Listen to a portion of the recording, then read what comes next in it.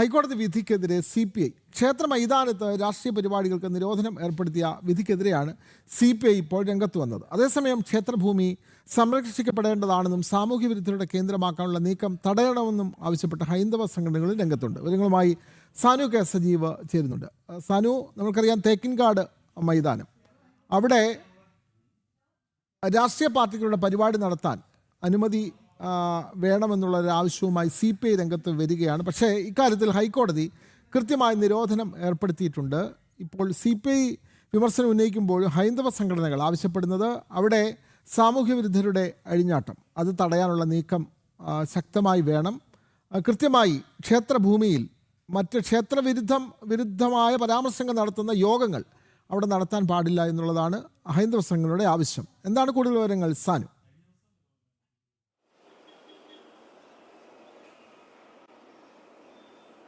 വിനോദേ, ആതിര, ഈ വടക്കുംനാഥ ക്ഷേത്രവുമായി ബന്ധപ്പെട്ടതാണ്, ഈ വടക്കുംനാഥ ക്ഷേത്രത്തിൻ്റെ ഭാഗമായിട്ടുള്ളതാണ് ഈ മൈതാനം. ഈ മൈതാനത്തിന് തേക്കിൻകാട് മൈതാനം എന്ന് പോലും ആരും വിശേഷിപ്പിക്കാറില്ല. ഹൈന്ദവ സംഘടനകൾ അടക്കം പറയുന്നത് അത് വടക്കുംനാഥൻ്റെ ഭൂമിയല്ലേ, വടക്കുംനാഥൻ്റെ മൈതാനം എന്ന് തന്നെയാണ് പറയുന്നത്.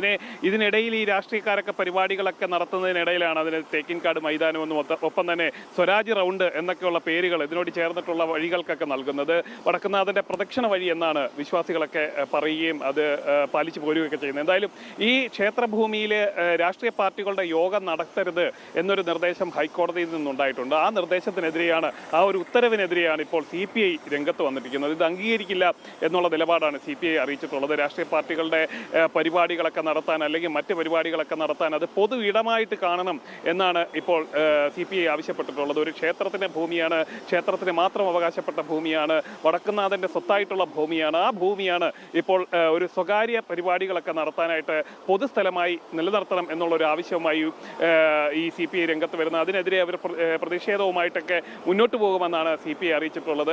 CPIയുടെ ജില്ലാ എക്സിക്യൂട്ടീവിന് ശേഷമാണ് ഇത്തരത്തിലുള്ള ഒരു നിർദ്ദേശം അവരുടെ ഭാഗത്ത് അവരുടെ ഒരു ആവശ്യമായിട്ട് അവർ മുന്നോട്ട് വെച്ചിട്ടുള്ളത്. എന്തായാലും ഇതുമായി ബന്ധപ്പെട്ടുകൊണ്ട് സർക്കാർ അടിയന്തര ഇടപെടൽ നടത്തണമെന്നാണ് CPIയുടെ ആവശ്യം. കാരണം മറ്റൊരു പൊതുസ്ഥലം കണ്ടെത്താൻ പറ്റത്തില്ല, അല്ലെങ്കിൽ വലിയ വലിയ യോഗങ്ങളൊക്കെ നടത്താൻ സാധിക്കില്ല.